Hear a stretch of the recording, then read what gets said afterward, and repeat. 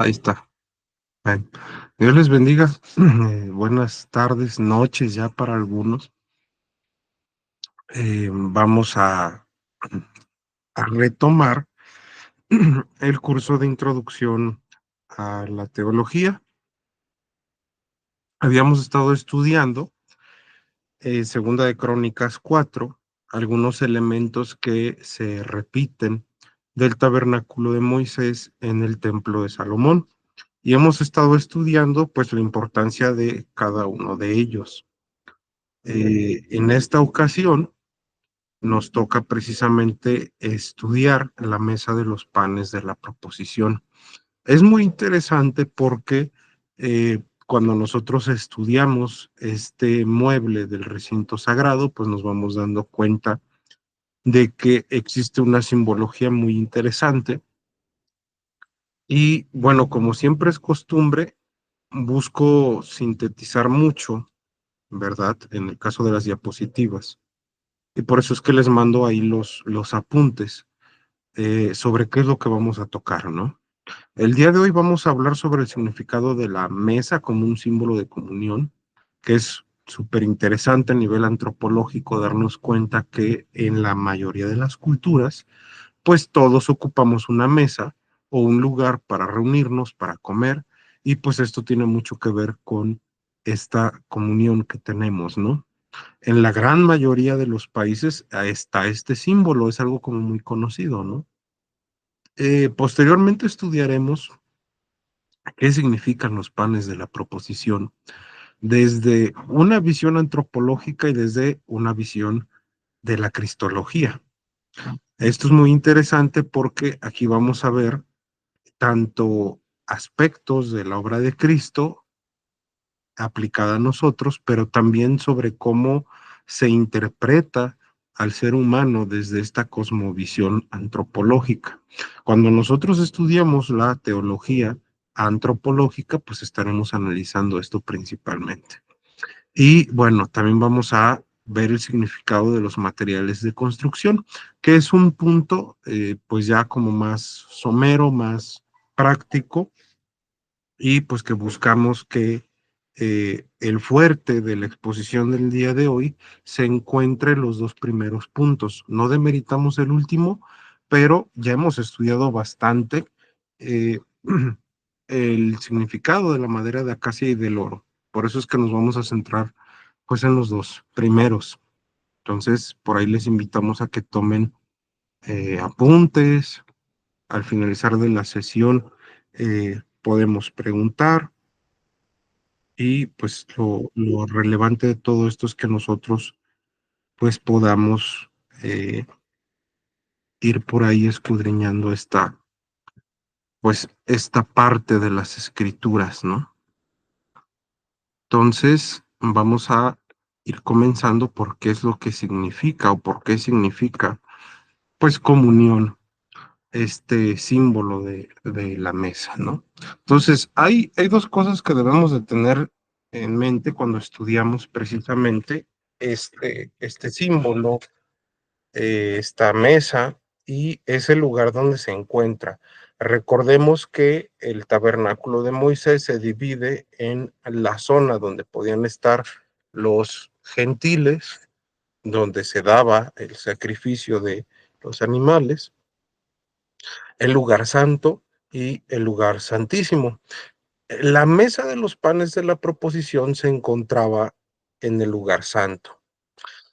En este lugar se encuentra la menorá o el candelero de oro, se encuentra el altar del incienso y la mesa de los panes de la proposición.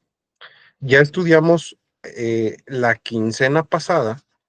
¿Qué significa la menorá? Esta idea que San Agustín ya nos estaría hablando de la teología de la iluminación y de los aspectos cognitivos del ser humano que tienen que ver con el intelecto, que tienen que ver con el entendimiento y la percepción de aquello que es revelado por Dios.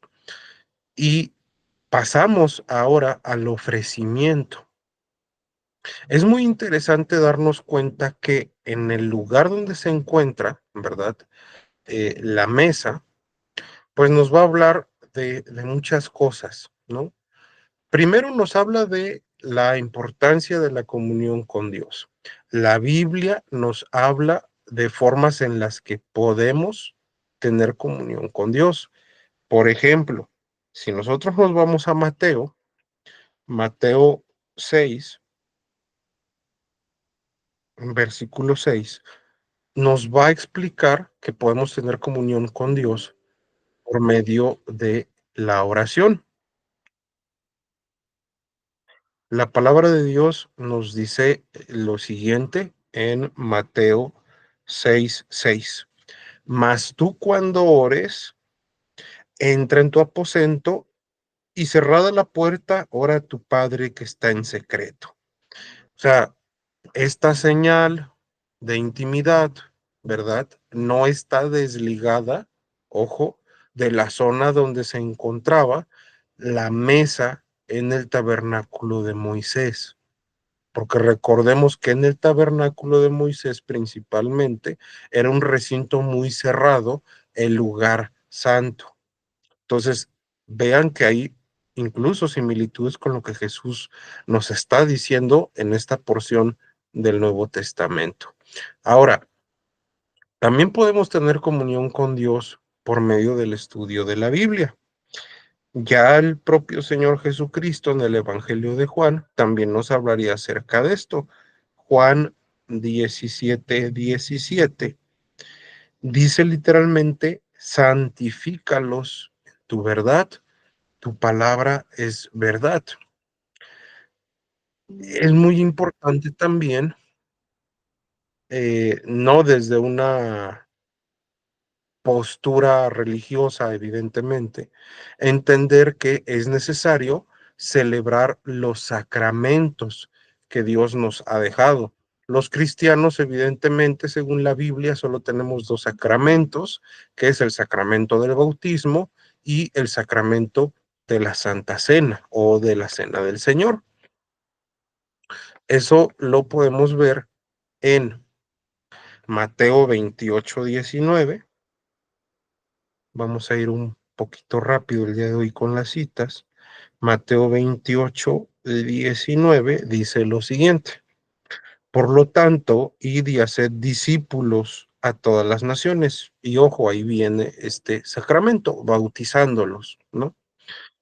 También tenemos que tener muy en cuenta que el segundo sacramento que tenemos, ya lo decíamos hace unos momentos, es la Cena del Señor o la Santa Cena. Ya por ahí estaremos viendo Primera de Corintios 11:26.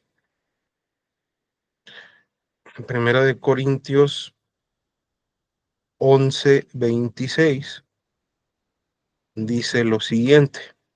Así pues, todas las veces que comiereis este pan y bebiereis esta copa, la muerte del Señor anunciáis hasta que Él venga. Pues esta es una porción donde Pablo, ¿verdad?, hace un símil, vamos a llamarle así, entiende como un símil lo que se vivía en la Pascua y lo que se celebra actualmente, pues en la cena que fue instituida por el propio Señor. Y bueno, no se deja de lado también la importancia de la obediencia para la comunión con Dios. Juan también nos habla acerca de esto. Nuevamente son palabras del Señor Jesucristo. Juan 15, de los versículos 9 al 10, dice lo siguiente. Como el Padre me ha amado, así también yo os he amado. Permaneced en mi amor. Si guardáis mis mandamientos, permaneceréis en mi amor, así como yo he guardado los mandamientos de mi Padre y permanezco en su amor. Entonces, es bastante interesante darnos cuenta que si bien la Biblia, en esta porción de la mesa de los panes de la proposición, si habla de la comunión con Dios por el lugar donde se encontraba la mesa, pues también habla de la comunión con los creyentes. Los panes, 12 panes que se ponían, algunos teólogos han llegado a pensar que tienen que ver con los nombres de las 12 tribus, ¿no? De ahí es donde se toma esta idea de la comunión. También, si nos vamos al entendimiento de la teología desde la antropología, nos vamos a dar cuenta que el hebreo, de donde se toma la palabra para el nombre de Adán, es el vocablo Adama, que significa literalmente polvo. Y esto nos daría esta idea de que si bien los seres humanos estamos íntimamente relacionados con este origen, ¿verdad?, de la raza por medio de Adán, pues también quiere decir evidentemente que pues compartimos varias cosas. Entonces, pues de ahí es que es sumamente importante ver y entender que la mesa significa esta idea de la comunión, pues con los otros hermanos. Ahora, ¿qué es lo que nos dice la Biblia acerca de esto? Algo que es muy evidente es que podemos y debemos tener comunión con otros hermanos, pues por medio de la permanencia en la iglesia. Ya lo vemos en Primera de Corintios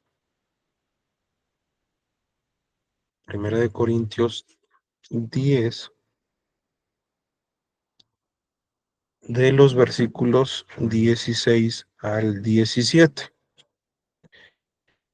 Vean, nuevamente estamos en esta porción que tiene que ver con la cena del Señor. Dice, la copa de bendición que bendecimos no es la comunión de la sangre de Cristo. El pan que partimos no es la comunión del cuerpo de Cristo. Siendo uno solo el pan, nosotros, con ser muchos, somos un cuerpo, pues todos participamos de aquel mismo pan. Pablo tiene esta idea. Nosotros necesitamos de los demás. Es necesario que nos comuniquemos con los demás. Pablo, de hecho, nos dice la forma en la que nos debemos de comunicar con otros creyentes, que es por medio de himnos, de coros, de cánticos espirituales. Esto es algo muy importante. Ahora, otra forma en la que nos podemos comunicar con los demás es alentándonos, dándonos ánimo unos a otros. Hebreos, Hebreos 10:24.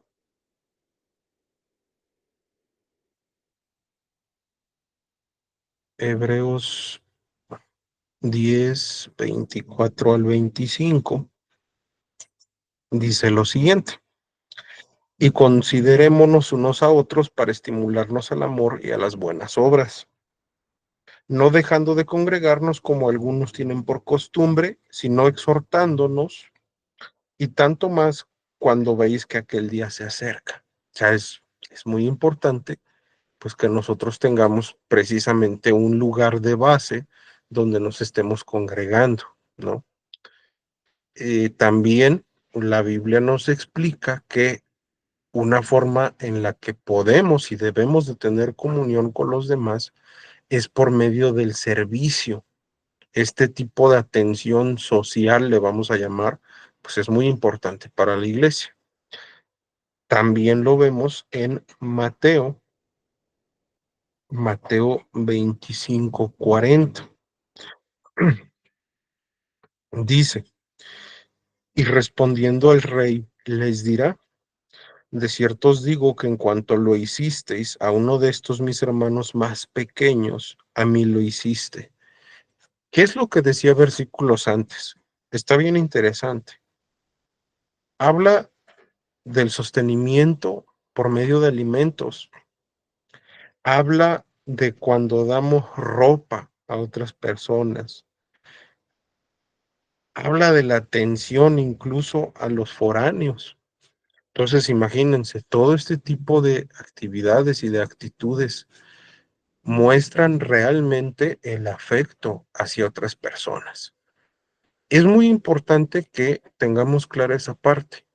Aquí no estamos hablando en primera instancia de temas teológicos muy profundos, pero si esto se encuentra dentro del núcleo de la zona donde se auspiciaba el servicio sacerdotal, pues es precisamente eso.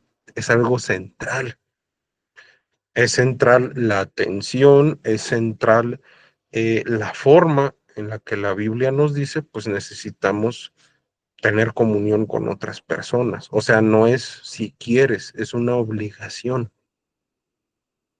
Y esto también pues muestra precisamente la idea que en el mismo libro de Génesis se plantea por Dios mismo de que no es bueno que un hombre, hablando del género de la humanidad, se encuentre solo. De hecho, resulta muy necesario que nosotros pues tengamos comunión con los demás. Pablo también nos habla de esto en Gálatas. Gálatas 5:13 dice, porque vosotros, hermanos, a libertad fuisteis llamados, solamente que no uséis la libertad como ocasión para la carne, sino, ojo, sino, servíos por amor los unos a los otros. O sea, es esta idea principal que se tiene durante todo el Nuevo Testamento, ¿verdad? De que nosotros debemos de estar pendientes en esto, estar pendientes sí en la comunión con Dios, pero acuérdense lo que dice Juan, que resulta extraño, lo voy a parafrasear, o resulta incongruente, ¿verdad? El que nosotros no odiemos a una persona, pero al mismo tiempo digamos que amamos a Dios, o sea, pues como que no nos cuadra ahí, ¿no? Ahora, si vamos un poquito adelante, ¿verdad? También nos empezaríamos a preguntar, pues, ¿qué significan los panes? Y aquí hay dos posturas que debemos de conocer. ¿Qué es la postura antropológica? Bueno, una postura antropológica de interpretación en la Biblia, en la hermenéutica, fija su atención en qué dice la Biblia a el ser humano. Ojo con esto porque pues es un dato pues importante, ¿no? A veces nos llegamos a confundir entre que estamos estudiando, un ejemplo, soteriología, martiología, neumatología, y a veces no logramos como entender al 100, pues, qué significa esta teología antropológica. Es esto, es interpretar lo que la Biblia dice del ser humano. Entonces, cuando nosotros vemos el significado de los panes sin levadura o de los panes de la proposición, recuerda esta liberación, sobre todo aplicada a los judíos, de esta liberación de la esclavitud de Egipto. Vamos a Éxodo. Acuérdense precisamente que en este caso estamos estudiando Segunda de Crónicas 4, pero esto está muy vinculado a lo que pasó con el Éxodo. El Éxodo habla precisamente de este proceso en el cual el pueblo sale, ¿verdad?, de la opresión de los egipcios. Y cuando Moisés escribe esto, se estaba restaurando la vida espiritual de la nación. Moisés escribe lo siguiente: y los egipcios apremiaban al pueblo, dándole prisa a echarlos de la tierra, porque decían, todos somos muertos. Vean, y llevó el pueblo su masa antes que se leudase, sus masas envueltas en sus sábanas sobre sus hombros. O sea, esta masa iba a ser utilizada precisamente para celebrar que la Pascua. Los panes de la proposición eran utilizados en muchas fiestas, en la fiesta de la Pascua, en la fiesta de los panes de la proposición, eran utilizados también en ofrendas vegetales, eran utilizados también, ¿verdad? Como en este caso, en la mesa de los panes, eran alimento para los sacerdotes. El trigo, ahora como decirlo en México y en algunos otros países de Latinoamérica, era como decirlo para acá, para nosotros, el maíz, súper importante y base de nuestra alimentación, de nuestra agricultura, del movimiento socioeconómico que hay en gran parte de Latinoamérica. Pues para los judíos así era el trigo, ¿sí? Esto habla de un significado muy profundo, ¿verdad? Que tiene sus raíces precisamente en este movimiento político, religioso, espiritual, de cuando el pueblo sale de Egipto. Ahora, también desde una postura antropológica, los panes nos recuerdan esta importancia de mortificar el pecado para disfrutar la vida que tenemos en Cristo. Ahorita voy a explicarles la cita porque sé que de primer impacto como que no le vamos a encontrar el sentido que les estoy diciendo. Juan 12:24. De cierto, Juan 12:24 dice, de cierto os digo, que si el grano de trigo no cae en la tierra y muere, queda solo, pero si muere lleva mucho fruto. ¿Quién dice estas palabras? Bueno, las dice Jesús. Los dice días antes de su muerte. ¿Qué día murió Jesús? Esa es una pregunta que yo creo que todos ya debiéramos de saber. ¿Cuándo muere Jesús? Pues el día de la fiesta de los panes de la proposición. Y la Biblia lo dice.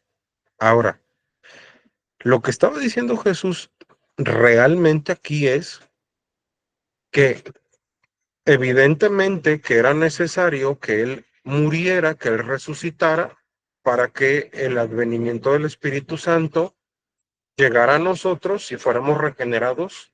Sí, pero también lo que está diciendo evidentemente es que el ser humano debe de morir a la vieja naturaleza.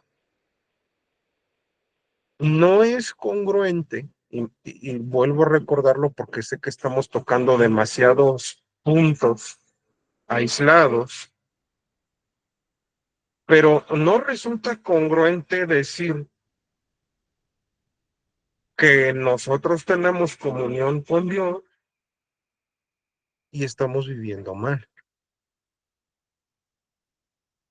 Como que no nos cuadra lo que estamos diciendo con lo que hacemos, ¿no? O sea, si nosotros tenemos una tendencia, no sé, a la violencia, al enojo, a los gritos, a la murmuración, pues no hay congruencia entre lo que decimos y lo que hacemos, ¿no?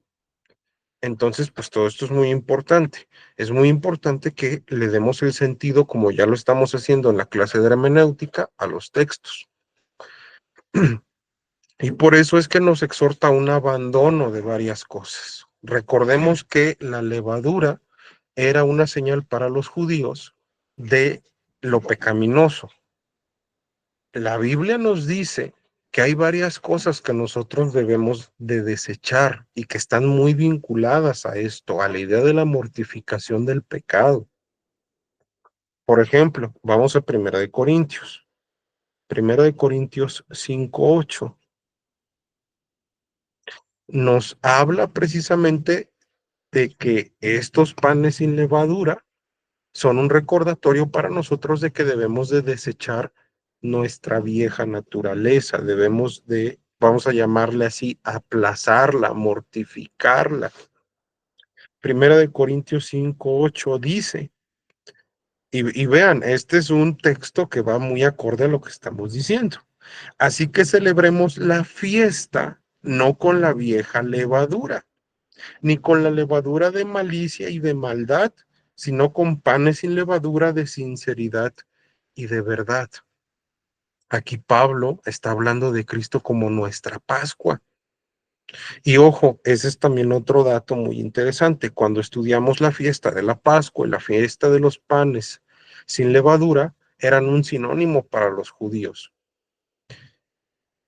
Aquí me voy a adelantar mucho a las clases de hermenéutica, pero esto es semántica. Esta semántica propia, este sentido del idiolecto, del lenguaje que tienen los judíos, para ellos, era un sinónimo la fiesta de los panes sin levadura de la Pascua. Para nosotros, evidentemente, que estudiamos su cultura no es así, pero para ellos sí. Entonces, eso también hay que tenerlo presente y se los voy a volver a comentar en hermenéutica. Ahora, también estos panecitos sin levadura nos vuelven a exhortar a abandonar las falsas enseñanzas. Gálatas, vamos nuevamente para allá, Gálatas 5:9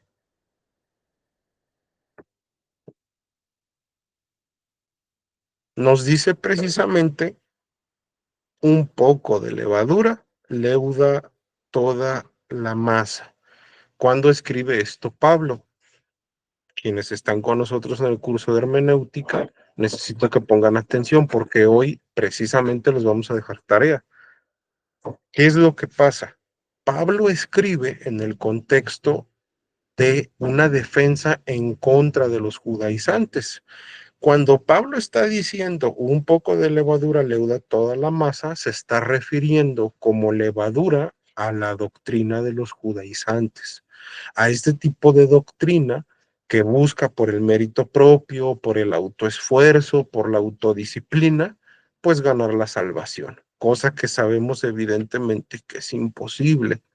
Cuando estudiamos sobre todo la doctrina de la expiación en el altar del holocausto, pues nos damos cuenta que la propiciación de nuestros pecados, como dice Juan, es el Señor Jesucristo.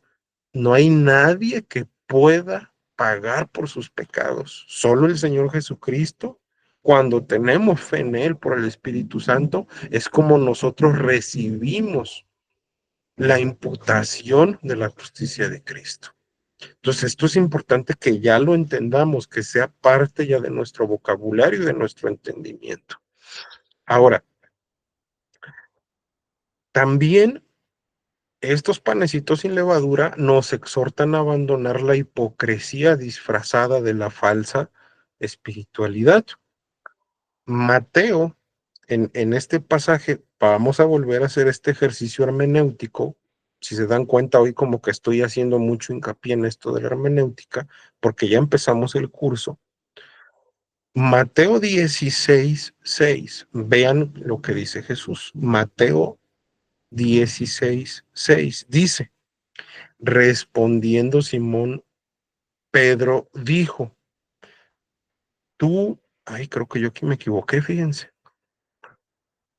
Sí, yo me equivoqué aquí. Bueno, el pasaje que yo tenía en mente es el pasaje en el momento en el cual el Señor le dice a los discípulos que se deben de guardar de la levadura de los fariseos y de los saduceos.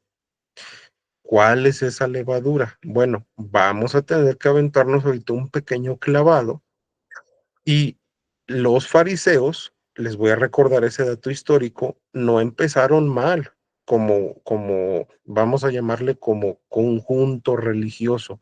Cuando los fariseos nacen, eran un séquito, le vamos a llamar, de personas que eran hipercelosos del estudio de las escrituras y de la preservación de su significado. Entonces, estos personajes empezaron bien. El grave problema es que al paso del tiempo, después de la época de los macabeos, se distorsiona el pensamiento de los fariseos y entonces ellos empiezan a agregar precisamente, pues, parte de las escuelas de interpretación de Hillel y de Shammai, o sea, a pocas y llanas palabras, todo aquello que pues ellos pensaban que estaba bien. Y entonces esta figura religiosa que se ponían las filacterías donde estaban escritos los mandamientos del Señor en las manos y oraban, el Señor dice, pues son unos hipócritas. En un momento dado el Señor les dice, son sepulcros blanqueados. ¿Por qué? Porque el Señor discierne el corazón. Y esto lo que nos quiere decir, ¿verdad? Es que tenemos que abandonar esta idea de que pues voy un fin de semana al templo y los otros días de la semana vivo como quiero. No es así. O sea, Jesús es muy claro y nos dice a través de su bendita palabra, a través de estos panecitos sin levadura, que debemos de desechar esta hipocresía característica de la gran mayoría de nosotros. Damos una cara de apariencia, pero dice la Biblia, negamos la efectividad de ella. Ahora, un poquito más adelante, la Biblia también nos pide, ¿verdad? Estos panecitos sin levadura simbolizan también que debemos de desechar el hiperracionalismo, ¿verdad? Este pasaje que les acabo de citar, puse mal la referencia, pero sí se lo cité bien, habla también de los saduceos. ¿Quiénes eran los saduceos? Vámonos a Lucas. Lucas 23:8. Dice, Herodes, viendo a Jesús, se alegró mucho porque hacía tiempo que deseaba verle, porque había oído muchas cosas acerca de él y esperaba hacer alguna. No, fíjense, aquí yo me equivoqué nuevamente, si no mal recuerdo es el 3. No, miren, me volví a equivocar. El pasaje que yo les citaba es el pasaje donde dice que los saduceos no creen en la resurrección ni en espíritus. Estas personas, mis queridos hermanos, son las personas que todo lo vuelven racional, que todo ocupan la razón humana, que todo debe de ser visto como ya se los expliqué en la clase de hermenéutica la semana pasada, desde una postura científica, desde algo que se conoce en epistemología como positivismo, o sea, todo lo cuantificable, todo lo que se puede ver, eso es en lo que creemos. La Biblia no nos habla de esto. Si bien Dios, como ya me voy a adelantar nuevamente a hermenéutica, como Dios ya nos pide utilizar la razón, no quiere decir que pongamos la razón, la lógica por encima de la fe. Entonces, la Biblia sí nos pide que desechemos todo tipo y sistema de pensamiento que busque precisamente, ¿verdad? El poner por encima de todo al intelecto humano. Pero estos panecitos también hablan o representan que somos una propiedad de Dios. Nos recuerdan, de hecho, que estamos delante de la presencia de Dios mismo y nos recuerda que hemos recibido vida eterna. Todo esto referente a la interpretación antropológica de los panecitos. Ahora, desde una postura cristológica, el segundo cuadrito que tenemos ahí del lado derecho. Bueno, cuando nosotros estudiamos estos panecitos, recordamos que estos panes eran sin levadura, evidentemente, y esto habla de la pureza y de la perfección de nuestro Señor Jesucristo. De hecho, Cristo mismo se presentó como el pan de vida. Vean qué hermosa esta parte de las escrituras que el Señor Jesucristo nos regala en Juan 6:35.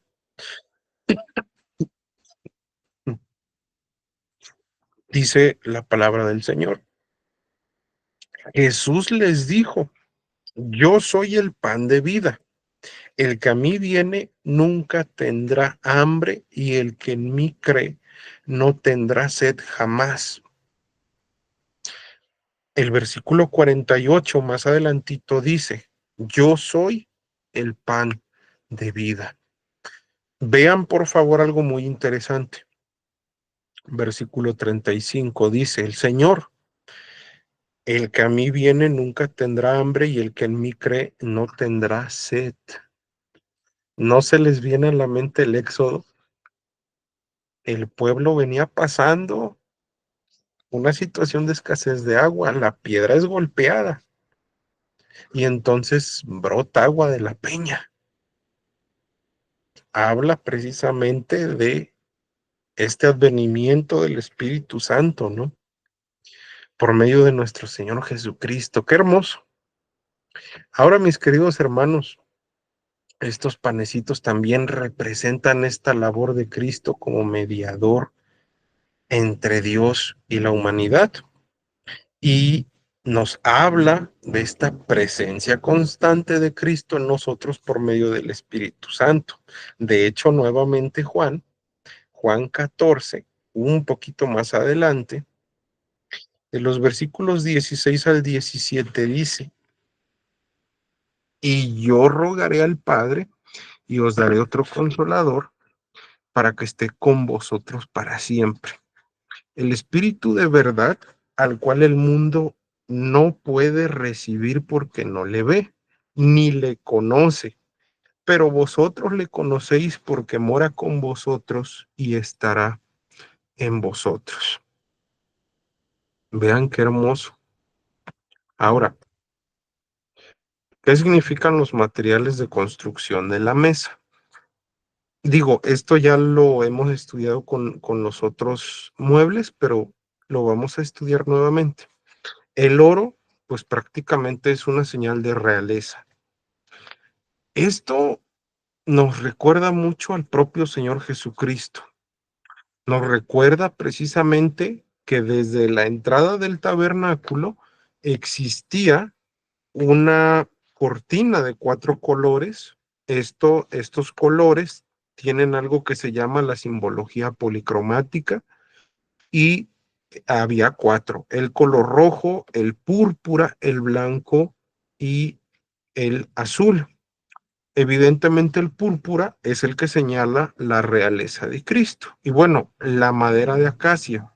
La madera de acacia con la cual se hace la mesa de los panes de la proposición nos vuelve a llevar a entender que el ser humano, ¿verdad? Pues es simbolizado en la Biblia como un árbol. Esto quiere decir, evidentemente, que hay algo que se conoce en la teología como una naturaleza dicotómica en Cristo, o sea, es 100% Dios y es 100% humano. ¿Por qué? Bueno, la propia Biblia, y ojo, porque eso sí debemos de tenerlo muy claro, nos habla de Dios, de Cristo mismo, incluso en su resurrección, con un cuerpo físico, no como dicen los testigos de Jehová, porque el testigo de Jehová creó dentro de sus muchas herejías, pero una de las más sonadas es que Cristo ascendió en una forma espiritual. No, no es cierto. Cristo tiene un cuerpo físico. Lucas 24:39. Lucas 24:39. Vean, dice, mirad mis manos y mis pies que yo mismo soy. Palpad y ved, porque un espíritu no tiene carne ni huesos como veis que yo tengo.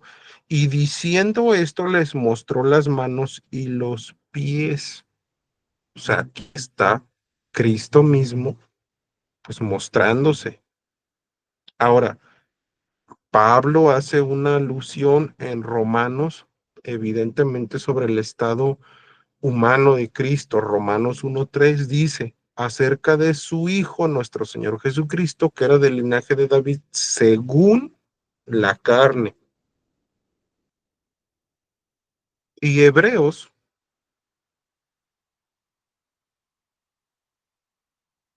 2:14 dice lo siguiente: así que, por cuanto los hijos participaron de carne y sangre, él también participó de lo mismo para destruir por medio de la muerte al que tenía el imperio de la muerte, esto es, al diablo. ¿Quién destruyó al diablo? El Señor Jesucristo. Esto es evidente. Entonces, mis queridos hermanos, a grandes rasgos, pues la mesa de los panes de la proposición simboliza todo esto: la comunión, el ofrecimiento voluntario y consciente, y también tiene bastantes rasgos muy interesantes vinculados con el Señor Jesucristo.